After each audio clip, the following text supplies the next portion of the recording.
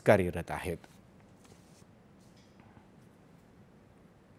Sickle sale या प्रामुख्यानं आदिवासी लोकसंख्येमध्ये प्रादुर्भाव असलेल्या आजारासाठी पहिल्या स्वदेशी CRI-SPR आधारित जनुक उपचार पद्धतीचा केंद्रीय मंत्री डॉक्टर जितेंद्र सिंह यांनी प्रारंभ केला।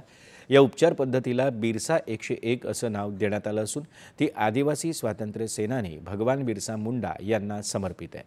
पहिल्या स्वदेशी CRI-SPR आधारित जनुक उपचार पद्धतीचा विकास आणि हस्तांतरण यामुळे सिकल सेल मुक्त भारताचं पंतप्रधानांचं स्वप्न पूर्ण करण्याच्या दिशेनं मोठं पाऊल उचललं गेलं असल्याचं जितेंद्र सिंह यांनी यावेळी सांगितलं।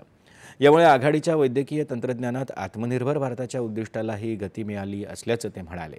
सिंह यांनी यावेळी सरकारी वैज्ञानिक संस्था आणि भारतीय उद्योग विशेषतः सिरम इन्स्टिट्यूट ऑफ इंडिया यांच्यातल्या वाढत्या समन्वयाचं कौतुकही केलं। नीती आयोगानं काल